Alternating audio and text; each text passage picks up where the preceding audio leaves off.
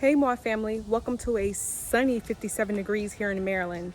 As you can see, I have these loofah behind me, and today we are going to go ahead and cut these off the vine. I've done a ton of research online over the last few weeks, and I think that there is some disparity between when they are ready to pick. Mother Nature, right? You just can't control it. So I may have been wrong in waiting for them to turn brown. Maybe they never will. Maybe it's due to the weather. Maybe it's due to the climate of Maryland. When I say the weather, I mean like due to the fact that 2020 has been such a different type of weather for Maryland. So I'm gonna get these cut. On the other side of the fence, my neighbor over here, the loofah vines actually spread over to her side. So I'm gonna take you over there, show you what it looks like, and then we're gonna get these cut. All right, see you in a minute. Okay, I'm back. I am here on my neighbor's side of the fence, and she has shown me pictures of this, like she sent me photos, but I was not expecting this. Let me show you guys what's going on over on her side of the fence. Oh my gosh, look at these loofah. Look at them, y'all. Look how big these are. Oh my gosh, look how big this is. Can you see that? These loofah are humongous.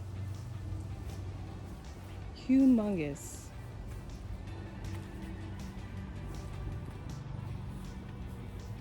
So I'm gonna go ahead and start cutting, and then I'll get back to you. I don't know what my next steps are gonna be. I've done a lot of gardening in my lifetime. I've grown cucumbers and strawberries and okra and different kinds of things. I've never grown loofah.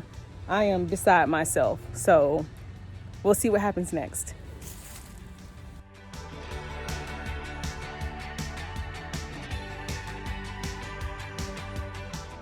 All right, we are back on our side of the fence, and we're gonna get started on cutting down the rest of the loofah. I will tell you, there were 16 loofah on my neighbor's side of the fence. So I think they had more loofah than we're gonna have on our side. I'll let you know what the final count is. See you soon. So the loofah has been harvested. We'll have to see where this goes. I really don't know. We got about 8 loofah from this side of the fence, so half of what was on the other side. I'm gonna get all these vines put into the landscaping bag and figure out what we're gonna do with the loofah. I really don't know. The loofah evolution continues. I checked on these this morning, and as you can see, they're getting like fungus on them. Instantly went to research online to see what was going on, and everybody said not to worry about them, but to get them peeled as soon as possible. So I've already peeled one, and I'm going to show you what the process of peeling them looks like, and then what you see afterwards. How they look afterwards. Cut off both ends. Oh, this one's really already kind of dried in, which is good. And now, let's see, it's gonna kind of go down the long wise here. I'm making the cut just deep enough to get through the skin. I'm not going too deep. Just kind of scoring the skin here. And so after these are peeled, they actually can go through an entire like washing and cleaning process once they're dry. So they'll get peeled, they'll still have some time to dry out, and then they go through additional cleansing process. So bear with me here while I get this guy peeled. These loofah are going to be big. What do you guys think? Should I offer them with gift sets for the Valentine's season, or should I sell them whole? Or a third option is I can make soap and embed the loofah into the soap. 3 options. Oh gosh, it gets a little messy. It's okay.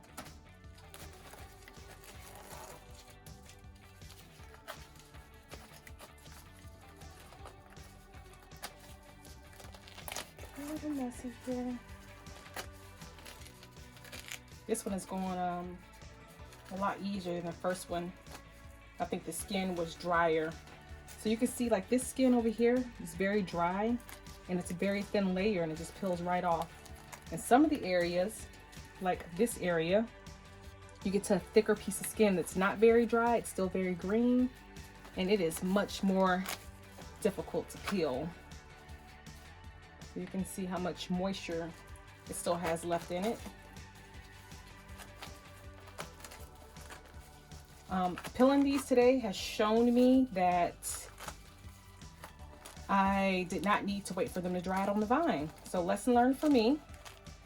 I will implement that next year. Look, you can see a little glimpse of already dry loofah here. Look at that, that is beautiful. Oh my gosh, nature is a crazy thing.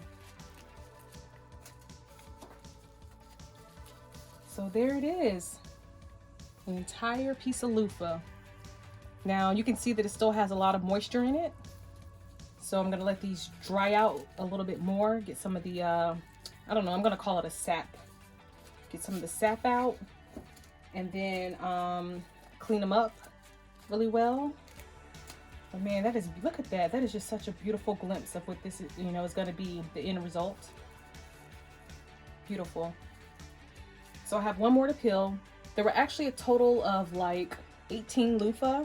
Some of them didn't make it. They were like small or they were damaged. So I threw those away on the day that I cut them all down or cut them all off the vine.